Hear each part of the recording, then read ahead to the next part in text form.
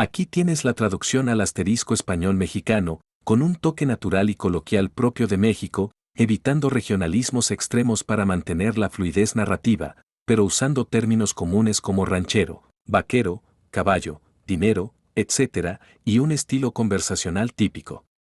El ranchero solitario encontró a una guerrera apache enjaulada en una subasta por $5 y le dio su rancho y su apellido. Asterisco polvo Hollow, verano de 1867. El sol colgaba como fuego sobre las llanuras, quemando la tierra hasta que se agrietaba y se enroscaba. El calor ondulaba sobre los techos del pueblo medio muerto, y el aire estaba espeso de polvo y sudor.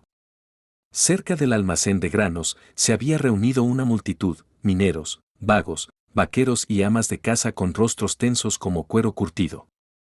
El edificio, que antes servía para guardar avena y forraje, ahora tenía una carga diferente. $3.50, gritó el subastador, con voz aguda que rebotaba en las paredes torcidas del almacén. Frank Boone estaba justo afuera de la tienda general, con un rollo de soga en una mano y una bolsa de granos de café en la otra. No planeaba parar, pero el ruido lo atrajo. Algo en el tono, un hambre febril, lo hizo voltear. Se acercó, sus botas raspando la tierra polvorienta. Adentro del almacén, la causa del alboroto estaba sentada en una jaula de hierro oxidado. Era joven, de 19 o tal vez 20 años. Su piel era bronce bajo los moretones, su rostro angosto, orgulloso, con sangre seca en la sien. Una mejilla estaba hinchada. Sus muñecas estaban atadas al frente con correas de cuero gastado, y se sentaba perfectamente quieta, con la mirada al frente, negándose a ver a la multitud. Nakoa, murmuró alguien entre la gente. Exploradora apache, la atraparon al este de Dry Rock. La mandíbula de Frank se tensó. $3.75, gritó el subastador. ¿Quién da 4? El sudor corría por el cuello de Frank. La muchacha no parpadeó. Una mosca se posó en su mejilla. Ella no se inmutó. El sol entraba a raudales por el techo roto del almacén, proyectando líneas afiladas sobre sus hombros desnudos. Sin pensarlo, Frank dio un paso adelante, dejó caer la soga y el café en la tierra y se quitó el abrigo de cuero. Caminó hasta la jaula. La multitud se movió, susurrando, pero Frank no dijo nada.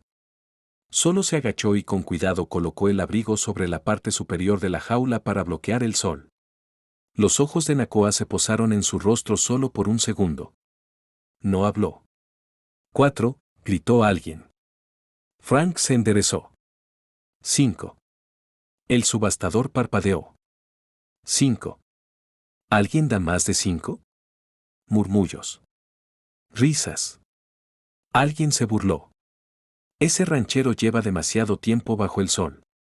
Frank metió la mano en el bolsillo y sacó la bolsita que llevaba.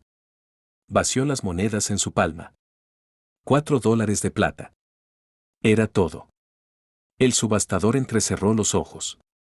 Más te vale tener los 5 completos, señor. Frank no dijo nada. La multitud empezó a reír más fuerte. Algunos abuchearon. Una mano tocó el codo de Frank.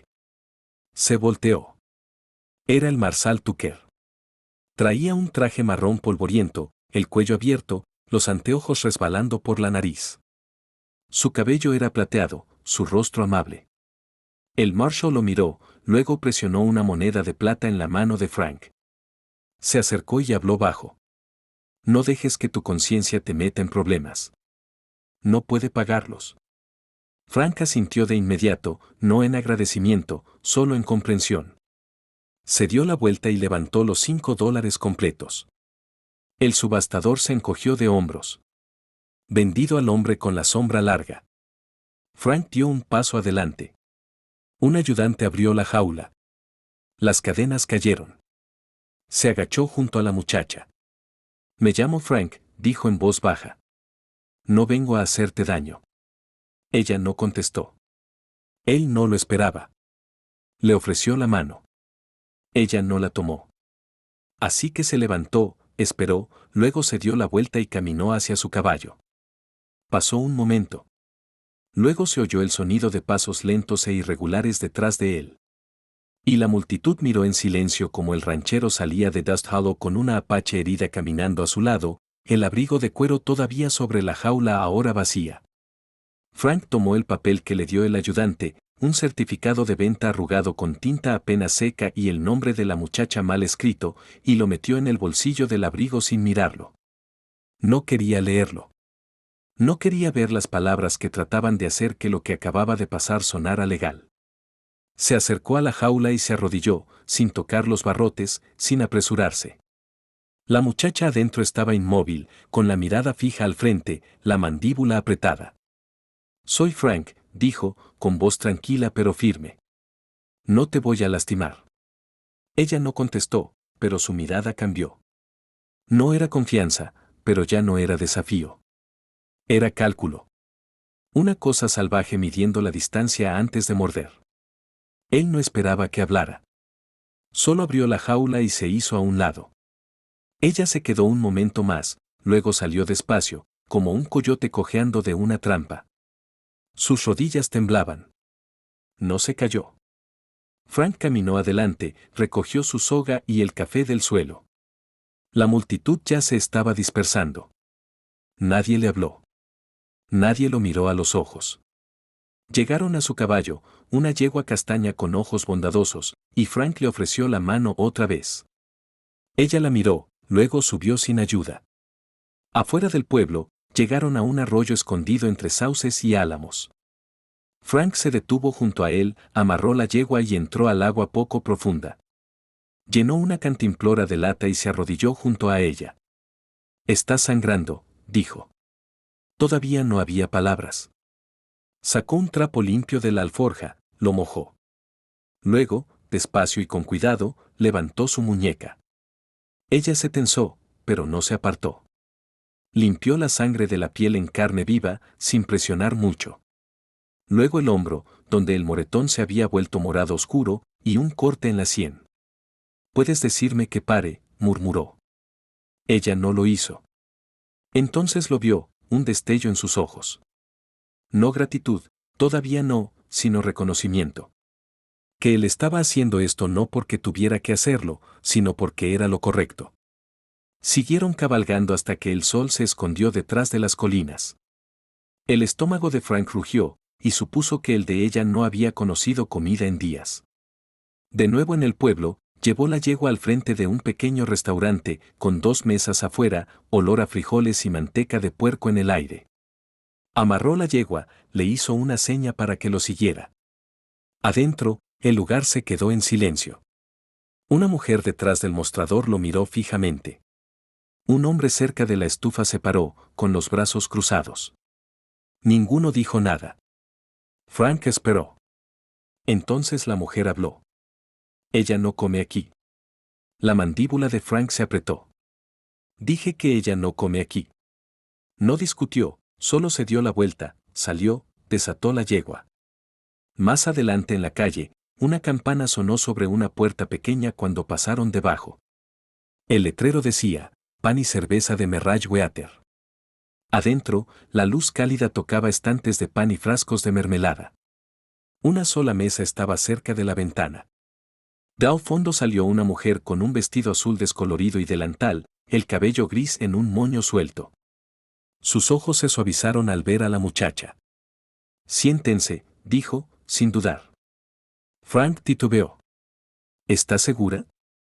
«Claro que sí. Nadie merece comer solo». Se sentaron. Le pusieron un tazón de guiso a Nacoa. El vapor subía al aire. Ella lo miró fijamente. Frank esperó. Ella tomó la cuchara. Su mano temblaba. No la levantó de inmediato. Sus labios se abrieron, luego se cerraron. Miró a la mujer, luego a Frank, luego al tazón. Luego, despacio, metió la cuchara, la llevó a la boca y sorbió. Cerró los ojos. No de placer, sino de otra cosa. Tal vez memoria o incredulidad. Una gota de caldo tembló en su labio. Frank apartó la mirada, de pronto avergonzado de cuánto lo conmovía. Cuando abrió los ojos otra vez, había agua en ellos. Pero no lloró. Tomó otro bocado, más despacio, con las manos más firmes, y al otro lado de la mesa Frank vio no a la guerrera, no a la cautiva, sino a una muchacha que alguna vez había conocido el hambre y ahora recordaba lo que era ser vista. Al día siguiente, Dust Hollow zambaba con los murmullos que convierten a hombres comunes en monstruos y al miedo en combustible. La historia se torcía más rápido que los hechos, adaptándose a lo que necesitaba el que la contaba. Para el desayuno ya era leyenda. Frank Boone, el ranchero ermitaño, pagó $5 por una salvaje apache y decía que planeaba quedársela como esposa. Lo contaban sobre grasa de tocino y galletas rancias, detrás de ventanas rotas y bajo el murmullo bajo de los porches de la iglesia. Lo repetían en los barriles de agua y en la fila de la mercería, con voces bajas lo suficiente para sentirse virtuosos. Algunos decían que había perdido la cabeza. Otros que siempre había sido peligroso. Unos pocos murmuraban que ella lo había embrujado. No importaba que nadie le hubiera preguntado a Frank, ni que Nakoa no hubiera hablado una palabra con ninguno de ellos. La verdad se movía despacio. El chisme cabalgaba más rápido que los caballos. Esa tarde, Frank ensilló la yegua y ayudó a Nakoa a subir detrás de él. Ella no preguntó a dónde iban. No preguntó nada. Solo cabalgó en silencio, con los brazos sin tocar del todo sus costados, la mirada fija en el camino adelante. Al entrar en la calle principal del pueblo, el cambio en el aire fue inmediato. La plática se apagó. Un niño rió y lo callaron. Los hombres se detuvieron con las tazas a medio camino de la boca. Las mujeres les dieron la espalda, susurrando sin palabras. Algunos miraban abiertamente, con caras de asco. Otros apartaban la vista, avergonzados o con miedo de que los vieran mirando. Frank mantuvo la mirada al frente, la mandíbula apretada. Nunca le habían gustado las multitudes. Hoy las odiaba. A su lado, Nakoa caminaba con una tranquila rebeldía. No se escondía. Su espalda estaba recta, la barbilla en alto. Pero sus hombros estaban tensos y escaneaba todo como una cosa casada que se negaba a huir. En la tienda general, Frank compró harina, sal y una lata de clavos. Los puso en el mostrador y dejó las monedas exactas y contadas. La esposa del tendero lo miró, luego a Nakoa. Su cara se puso fría. Puede llevarse sus cosas, dijo, empujando la bolsa hacia él. Pero ella no es bienvenida aquí. Frank no habló. No discutió. Solo tomó la bolsa, se dio la vuelta y salió. Solo habló cuando ya no le quedaban ganas de pelear. Afuera, al pasar por la herrería, un hombre recargado en un poste dejó caer un largo chorro de saliva cerca de las botas de Nakoa. Otro murmuró algo por lo bajo, agudo algo por lo bajo, agudo y claro, aunque las palabras no se entendieran. Nakoa se detuvo. Sus manos se cerraron un poco, no de miedo, de preparación. Frank puso una mano suave en su codo. Sigue caminando, dijo. Su voz era tranquila, pero no suave. Una línea trazada en la tierra. Llegaron al borde del pueblo y se detuvieron bajo un álamo alto. Las hojas susurraban arriba, atrapadas en una brisa que por fin rompía el calor. La sombra era delgada pero bienvenida. Frank se sentó en una piedra plana, metió la mano en el bolsillo del abrigo. Sus dedos rozaron el papel doblado, el recibo de venta que todavía no había tirado, luego más adentro una lata redonda pequeña. La abrió y sacó un caramelo envuelto. El papel estaba suave por la edad, con los bordes deshilachados. Lo desenvolvió a la mitad y se lo ofreció. Nakoa lo miró con cansancio, como si no estuviera segura de si era una trampa. Es dulce, dijo él. Mi mamá me daba uno cada vez que me raspaba la rodilla o tenía un día pesado. Decía que no arreglaba nada, pero me ayudaba a esperar hasta que se arreglara. Ella miró el caramelo, luego a él. Luego, despacio, lo tomó. Lo desenvolvió del todo con manos tranquilas y se lo metió en la boca. Su cara siguió sin expresión al principio, masticando mecánicamente, labios quietos, ojos distantes. Pero luego algo cambió. Sus hombros bajaron un poco. Su mandíbula se relajó apenas. Su boca se curvó. No mucho, no por largo tiempo, pero suficiente. Frank no sonrió. Solo miró al horizonte donde las colinas se volvían doradas y el cielo amenazaba lluvia. En el silencio, bajo la sombra del juicio y el polvo, un solo caramelo pasó entre dos extraños. Y por primera vez desde la jaula, Nakoa dejó que su cara recordara algo más que dolor. No esperanza, no confianza, solo dulzura. Suficiente por ahora. El sol apenas empezaba a bajar detrás de la cresta cuando Frank y Nakoa entraron al Harjand's Tap, un bar de un solo cuarto al borde de Dust Hollow, donde los hombres iban a tomar, escupir y compartir malas ideas. El lugar se quedó quieto en cuanto entraron.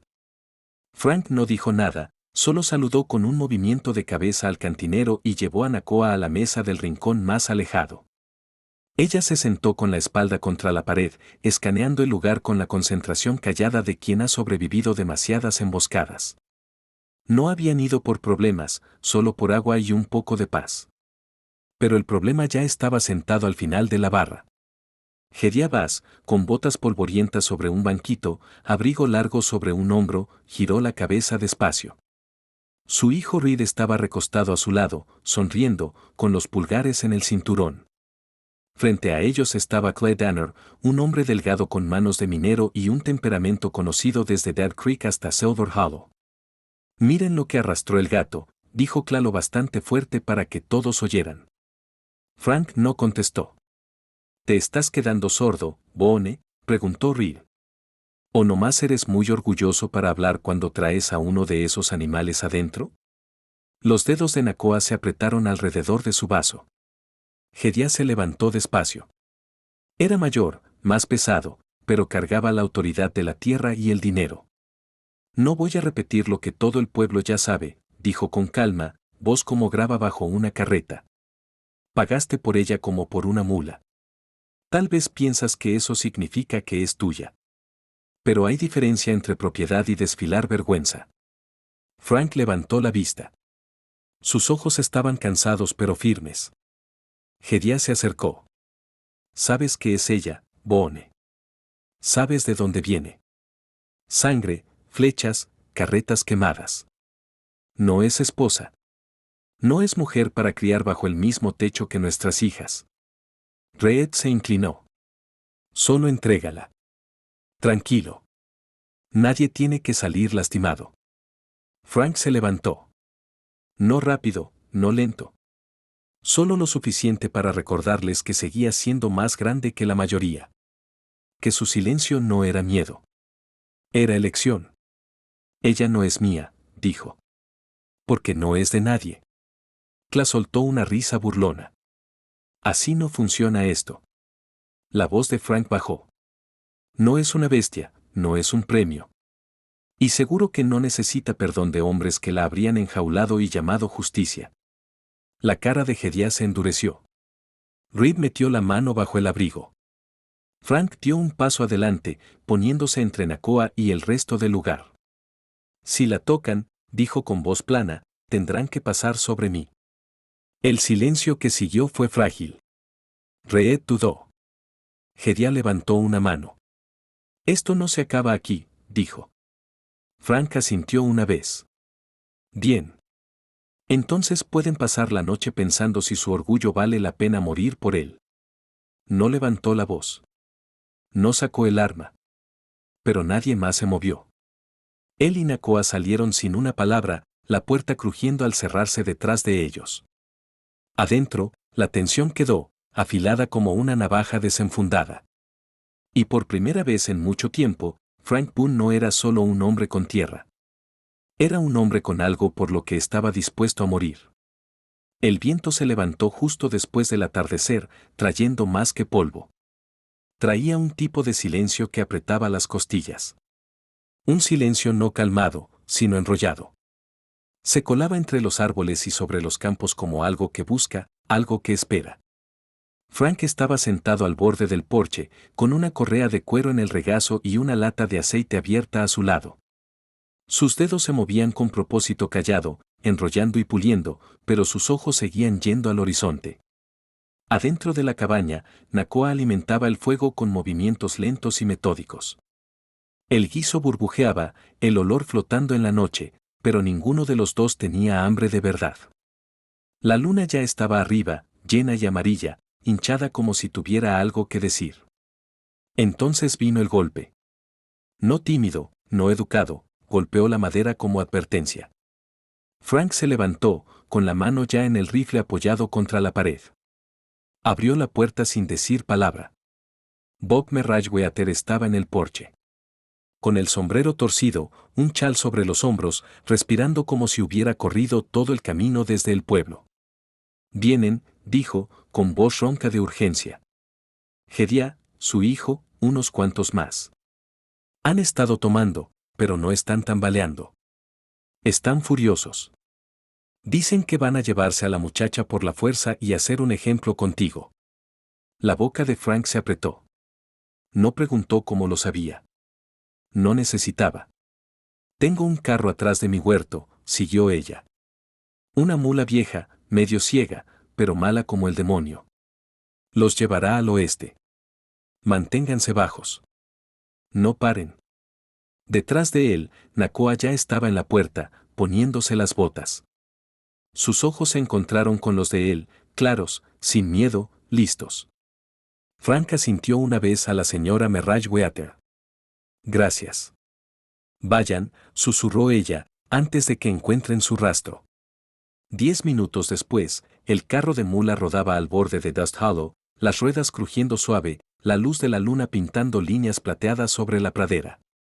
El pueblo desapareció detrás de ellos, tragado por árboles y tensión. Nakoa iba sentada junto a Frank, el rifle sobre sus rodillas. Ninguno habló. Cruzaron lechos de ríos secos y rodearon rocas dispersas, el camino áspero pero transitable. La mula avanzaba firme, las pezuñas crujiendo sobre la grava como manecillas de reloj demasiado fuertes. Cerca de la medianoche, al entrar en un paso estrecho entre dos peñascos, la noche se rompió. Un disparo de rifle partió el silencio. La mula gritó, encabritándose. El carro se sacudió violentamente a un lado. Una rueda se atascó en un surco, rompiendo un rayo. Frank saltó, agarrando las riendas, calmando al animal. Otro disparo sonó. Más cerca esta vez. La voz de Frank fue baja y aguda. Fuera del camino ahora. Nakoa saltó, botas golpeando fuerte. Corrieron, trepando entre maleza y cardos, resbalando entre sombras. Detrás, cascos retumbaban. Voces de hombres subían, burlas y maldiciones lanzadas en la oscuridad. Frank los llevó por un cauce seco, el suelo suelto bajo sus pies, hasta llegar al pie de una cresta empinada. La pendiente era irregular, llena de rocas sueltas y maleza. Sube, dijo. Ella miró arriba. El camino era angosto, peligroso. Él se agachó. Pisa mi espalda. Ella dudó solo un segundo. Hazlo. Ella subió. Sus manos se clavaron en las rocas, botas presionando sus hombros. Frank no se movió. Se afirmó, dedos agarrados a la tierra, dientes apretados mientras su peso pasaba sobre él. Ella llegó al borde, se volteó y extendió la mano. Él la tomó y se impulsó hacia arriba, botas resbalando, respiración entrecortada. Se derrumbaron uno al lado del otro en el polvo de la cima.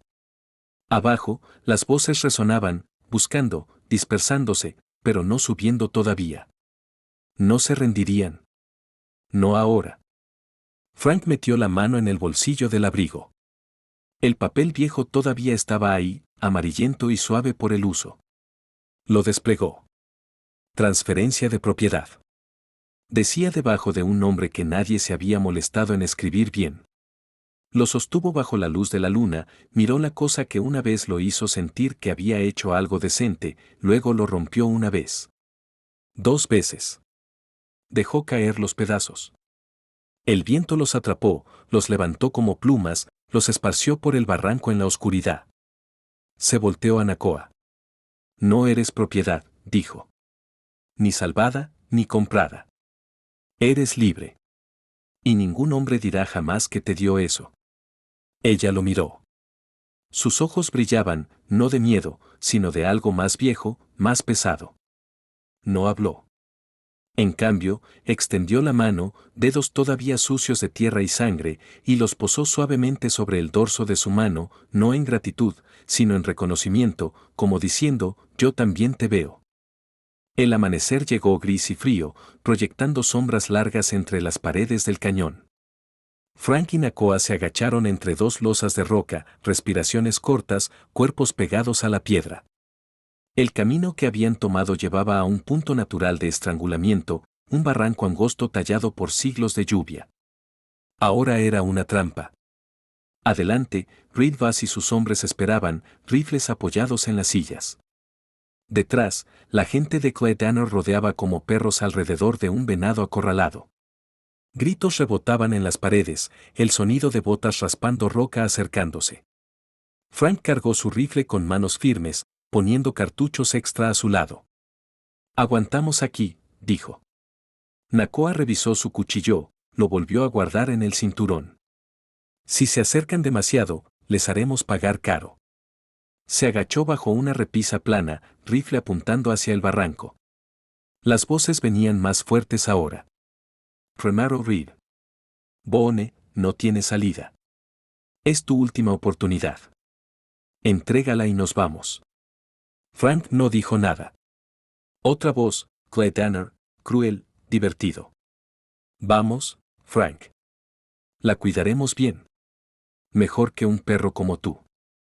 Frank se levantó despacio, rifle apuntando bajo. Acérquense más y tumbo al primero que respire mal. Risas. Luego Reed llamó otra vez. ¿Por qué ella, Boone? ¿Por qué arriesgar todo por una muchacha como esa? Frank no dudó. Su voz retumbó como trueno sobre la piedra. Porque pasé toda mi maldita vida callado, haciendo lo que se esperaba, dejando que otros hablaran por mí. Y ella me hizo querer pararme y ser escuchado. Silencio. Luego Clay se movió primero. Un arma se amartilló, pero antes de que disparara, otra voz sonó desde arriba del barranco. Suelten las armas. Todas las cabezas se voltearon. El Marshal Tucker entró a caballo en una mula blanca, flanqueado por dos jinetes con abrigos oscuros y sombreros de ala ancha. No llevaban rifles, solo libros encuadernados en cuero y placas de hierro en las solapas. El marsal levantó una mano. Estos dos hombres, señaló a los extraños a su lado, representan el Tribunal de Derechos Civiles de El Paso. Si le hacen daño a esa muchacha, violan el Estatuto Federal 241. Eso es conspiración para negar libertad a una ciudadana libre. ¿Quieren explicárselo a Washington? Reed se puso pálido. El agarre de Clay aflojó. Esa ley es nueva, gruñó. Ni siquiera ha llegado a este condado. Ha llegado, dijo el marsal con calma. Y tengo la tinta que lo prueba. Los hombres se miraron entre sí, armas bajadas. Reed trató de retroceder, pero uno de los abogados desmontó y sacó esposas de su alforja. Vienen con nosotros, dijo. Tienen mucho que explicar. Reed no peleó. Solo escupió al suelo y se dio la vuelta, muñecas atadas. Clay corrió. Nadie lo siguió. Frank bajó el rifle, las manos por fin temblando. Se volteó a Nakoa. Su mano encontró la de él. No habló. No necesitaba. Pasaron 6 meses. La tierra había cambiado. También el aire. Ya no olía a polvo y ceniza, sino a heno y tierra húmeda, a humo de la chimenea de la cocina y al dulce leve de los girasoles que Nakoa había plantado a lo largo de la cerca. El rancho, antes hueco y silencioso, ahora latía con vida callada. El gallinero cloqueaba con gallinas nuevas. El huerto se extendía detrás de la casa, un mosaico de verdes y rojos, lechuga, betabel, maíz. Nakoa despertaba temprano, trabajaba hasta tarde y aprendía rápido. Llevaba los libros, equilibraba las cuentas, arreglaba la cerca y cosía las cortinas a mano. También leía. Frank le enseñó al principio, torpemente, despacio. Ella había memorizado cada símbolo como si fuera un mapa de regreso a algo que le habían negado. Ahora escribía listas, cartas y poemas que nunca compartía. El estante junto al fuego, antes vacío, Ahora tenía libros gastados por el uso. 2 veces por semana cabalgaba al sur, al asentamiento cerca de Bear Ridge donde familias apaches habían encontrado refugio.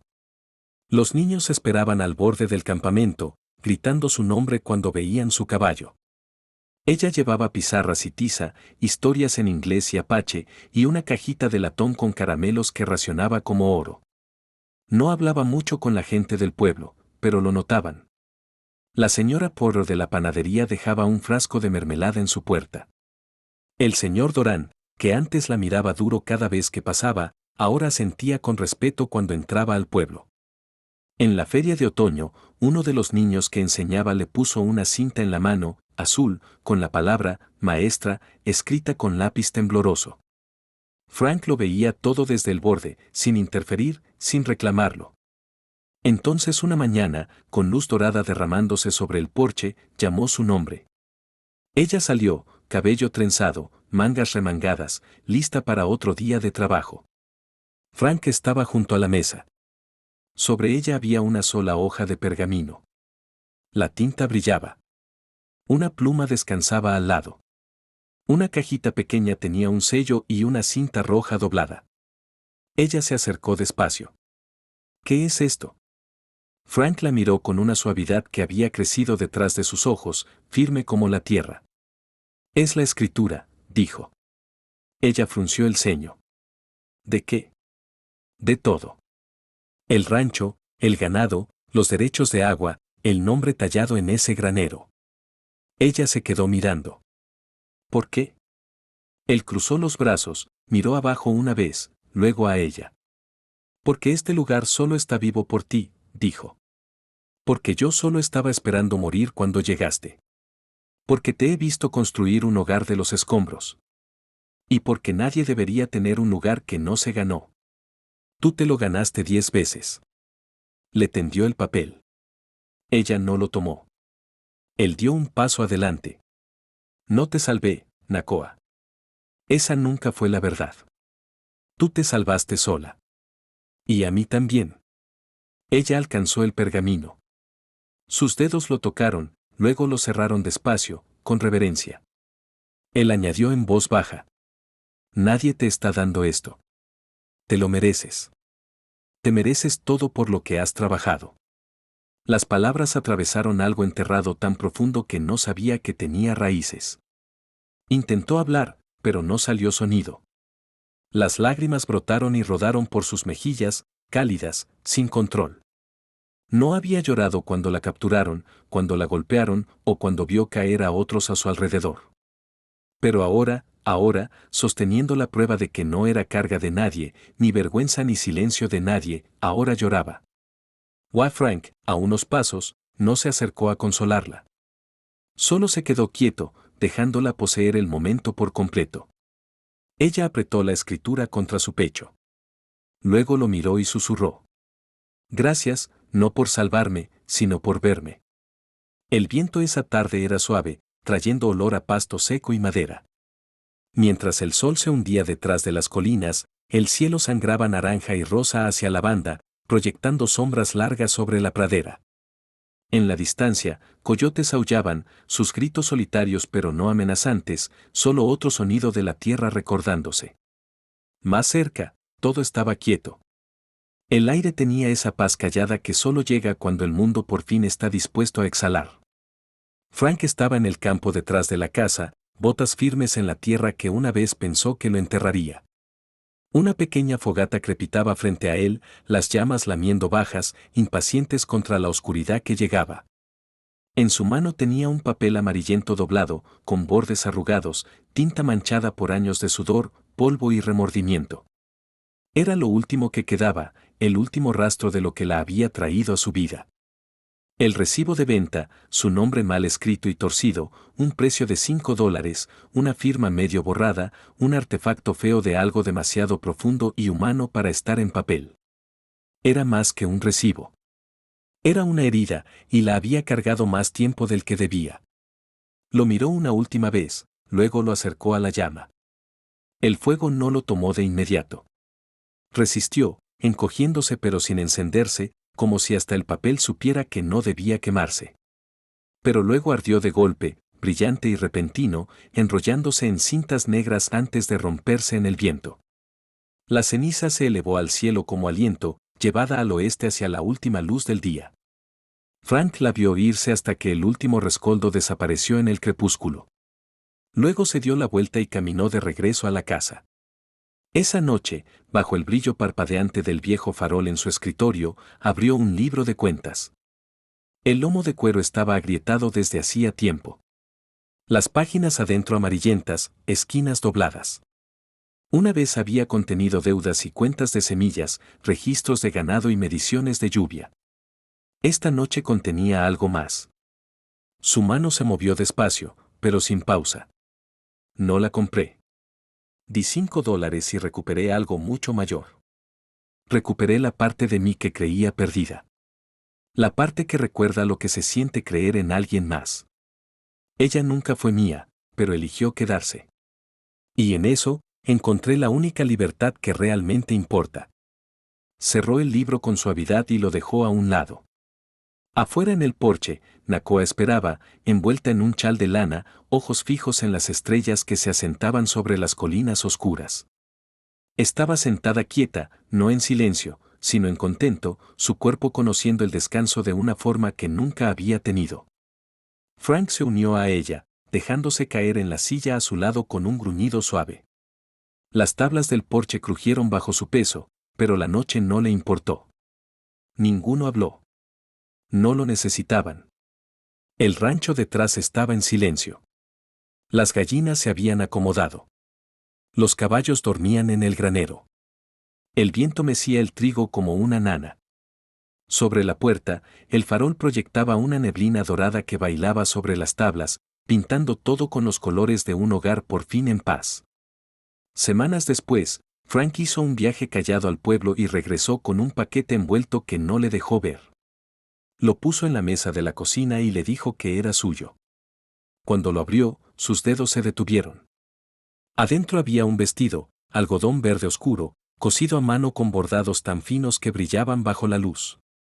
Lo miró, ojos muy abiertos. Era sencillo, pero hermoso, y más importante, era suyo. Se casaron en primavera. Sin predicador, sin ceremonia escrita en salones o escalones de iglesia, solo en el jardín que ella había hecho crecer. Flores silvestres enredándose en un arco de madera que Frank había tallado él mismo. El cielo arriba era abierto y azul. Un puñado de vecinos se reunió. Los niños que ella enseñaba formaron el camino, cada uno sosteniendo una flor como promesa. No hubo discursos, no votos en voz alta. Pero cuando Frank tomó su mano y susurró con una sonrisa. «Hola, señora Boone». Su risa iluminó el jardín como sol rompiendo nubes de lluvia. Y él también rió, suave, asombrado. No había deudas entre ellos, ni vergüenza, ni silencio colgando, solo el calor callado y firme de dos personas que se habían elegido, no por rescate, no por necesidad, sino por respeto. Y bajo esa luz del porche, mientras la tarde se enfriaba y la pradera respiraba, se sentaron lado a lado. No como ranchero y su compra, no como guerrera y su pasado, sino simplemente como dos corazones, por fin en casa. Sin cadenas, sin papeles, solo libertad y amor. Si esta historia te removió algo en el pecho, si sentiste el viento por Dust Hollow, oíste el crepitar del fuego bajo las estrellas o viste la fuerza callada de una mujer reclamando su nombre, entonces apenas has rascado la superficie de lo que traemos a la vida. En Wild West Love Stories contamos cuentos no solo del frontera, sino de corazones que desafían el polvo, la crueldad y el silencio. Historias de amor encontrado en lugares improbables y de gente que no se salva mutuamente, sino que se para al lado del otro.